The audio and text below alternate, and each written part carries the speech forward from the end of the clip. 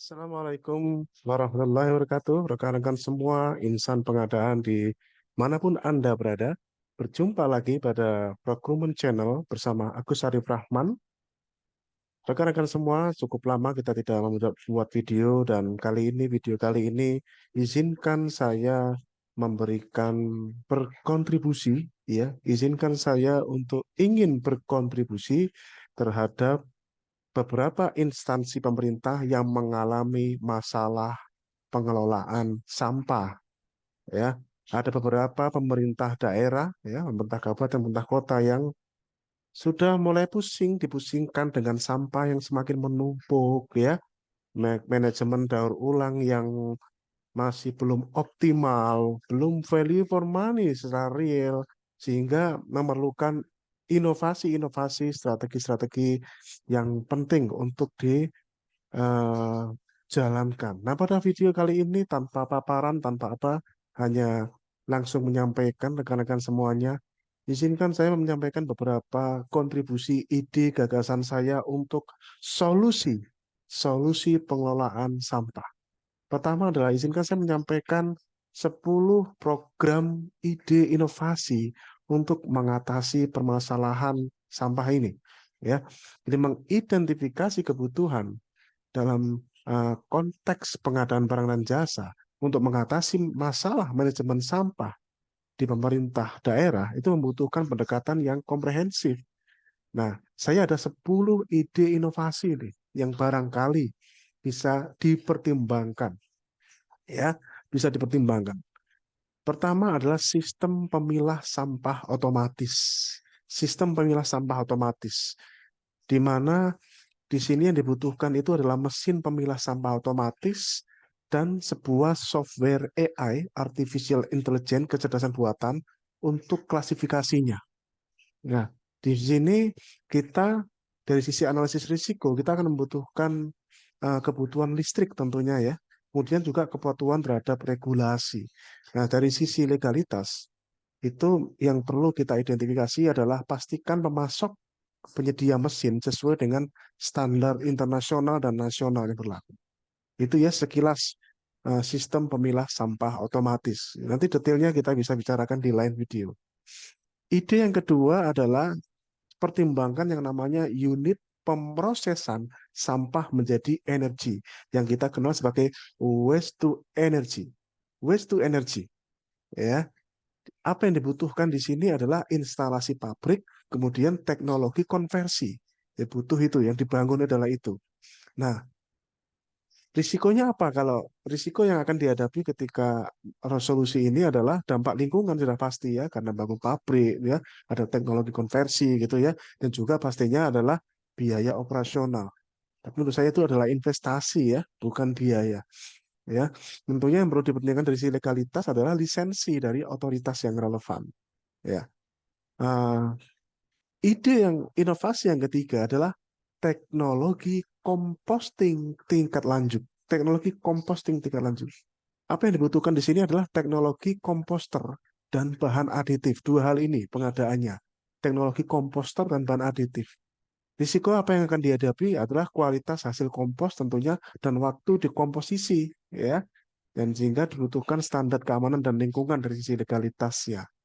Kemudian ide yang keempat adalah sistem manajemen logistik sampah. Perlu Anda bangun di pemerintah daerah. Sistem manajemen logistik sampah. Ya. Eh, Apa yang dibutuhkan di sini? Yang dibutuhkan adalah software manajemen logistik dan perangkat keras pelacakan GPS. Dua ini, ya, software manajemen logistik dan perangkat keras pelacakan GPS.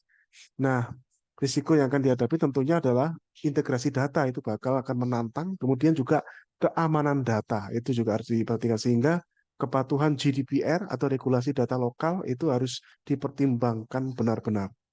Ide yang kelima, gagasan yang kelima adalah aplikasi laporan sampah masyarakat.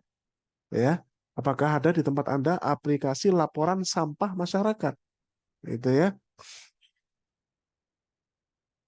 Pengadaannya apa yang diperlukan di sini adalah sebuah aplikasi, ya, pengembangan aplikasi mobile, ya, mobile, bukan web tapi mobile. Ya, tentunya adalah risiko yang akan dihadapi adalah adopsi pengguna dan integritas data. karena tidak mudah untuk proses adopsi pengguna ini ya masyarakat dan juga proses integrasi data ini adalah sisi risiko yang akan dihadapi. Tentunya dari sisi legalitas adalah kepatuhan regulasi IT dan privacy data nantinya. Ide yang keenam adalah fasilitas daur ulang. Fasilitas daur ulang. Nah, pengadaannya apa nih? Dua nih ya. Kita mesti pengadaan mesin daur ulang dan teknologi pengolahan.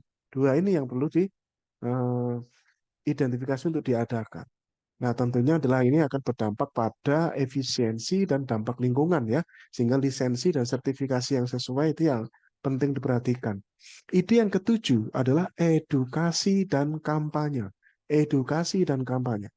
Ada dua pengadaan yang perlu diajarkan yaitu materi edukasi dan platform digital. Materi edukasi lebih ke cara pengadaannya swakelola dan platform digital ini pengadaan lewat penyedianya. Ada dua nih edukasi dan kampanye.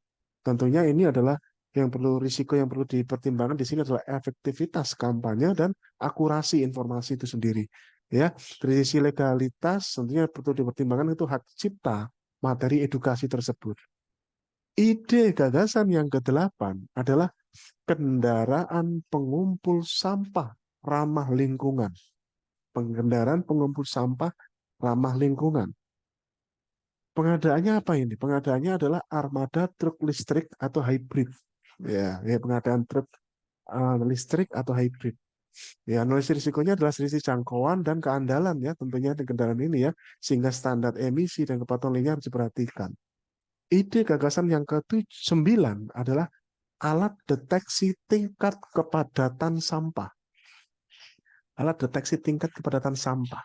Nah, ini ada dua pengadaan yang perlu diperhatikan di sini adalah pengadaan sensornya dan pengadaan perangkat konektivitasnya. Pengadaan sensor dan perangkat konektivitasnya. Gitu.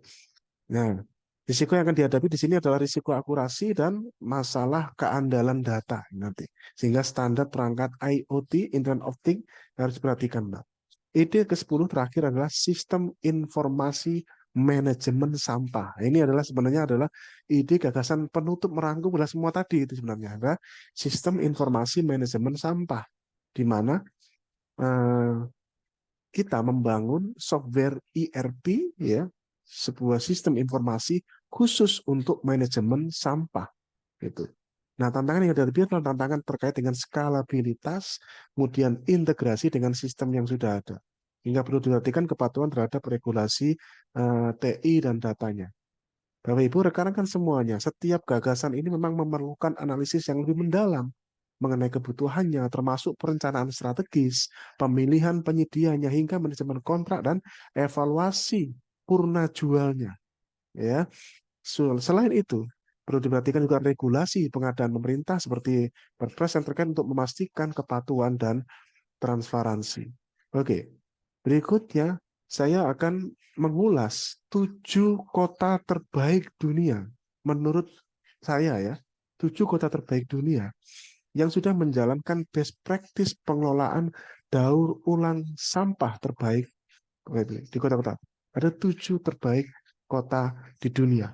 Ya, apa itu 7 kota itu? Silahkan cek pada video selanjutnya. Kita ketemu lagi di video selanjutnya. Terima kasih, sukses.